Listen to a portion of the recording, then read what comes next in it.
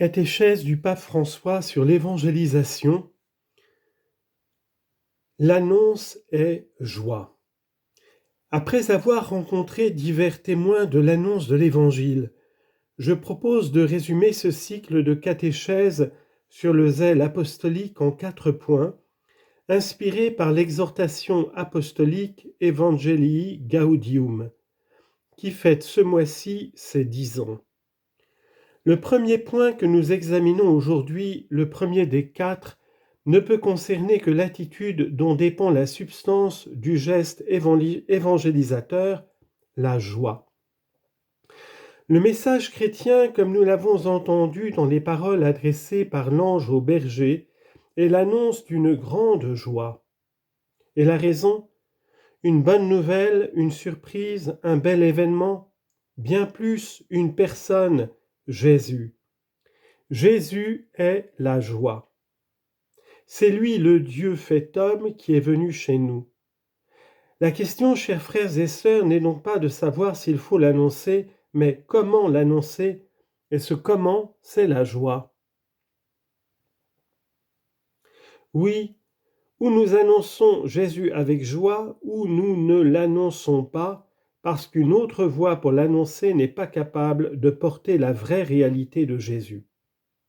C'est pourquoi un chrétien mécontent, un chrétien triste, un chrétien insatisfait, ou pire encore en proie au ressentiment ou à la rancœur, n'est pas crédible.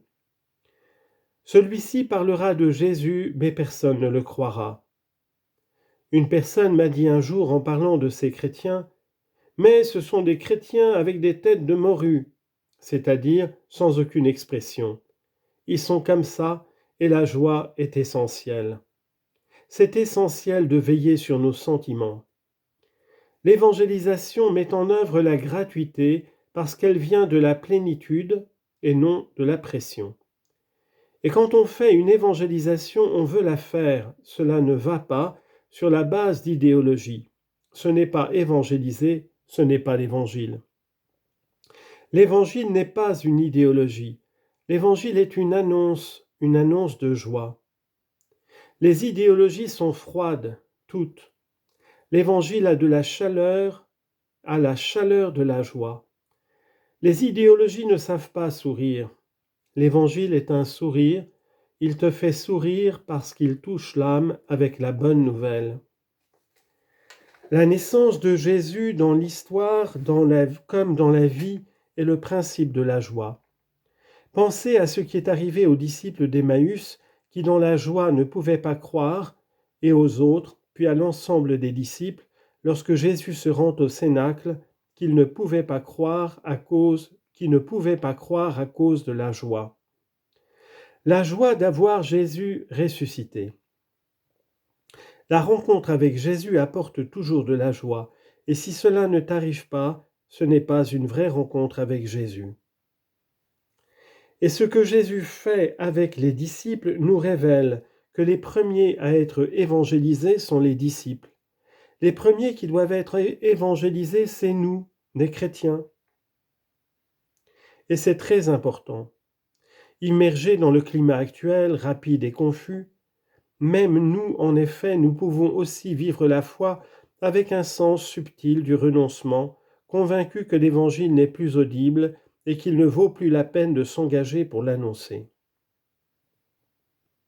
Nous pourrions même être tentés par l'idée de laisser les autres suivre leur propre chemin. En revanche, c'est précisément le moment de revenir à l'Évangile pour découvrir que le Christ est toujours jeune et source constante de nouveautés. Alors, comme les deux d'Emmaüs, on retourne à la vie quotidienne avec l'élan de celui qui a trouvé un trésor. Ils étaient joyeux, ces deux disciples, parce qu'ils avaient trouvé Jésus. Et il a changé leur vie. Et l'on découvre que l'humanité regorge de frères et de sœurs qui attendent une parole d'espérance. L'Évangile est également attendu aujourd'hui. L'humanité d'aujourd'hui est comme l'humanité de tout temps, elle en a besoin. Même la civilisation de l'incroyance programmée et de la sécurité institutionnalisée, et même surtout la société qui laisse déserts les espaces du sens religieux, a besoin de Jésus. C'est le moment favorable pour l'annonce de Jésus. C'est pourquoi je voudrais redire à tous, la joie de l'Évangile remplit le cœur et toute la vie de ceux qui rencontrent Jésus. Ceux qui se laissent sauver par lui sont libérés du péché, de la tristesse, du vide intérieur, de l'isolement. Avec Jésus-Christ, la joie naît et renaît toujours. N'oublions pas cela, et si l'un d'entre nous ne perçoit pas cette joie, qu'il se demande s'il a trouvé Jésus. Une joie intérieure. L'Évangile emprunte le chemin de la joie, toujours, c'est la grande annonce. J'invite chaque chrétien, où qu'il soit, à renouveler aujourd'hui même sa rencontre avec Jésus-Christ. Que chacun d'entre nous prenne aujourd'hui un peu de temps et médite « Jésus, tu es en moi. Je veux te rencontrer tous les jours. Tu es une personne, pas une idée.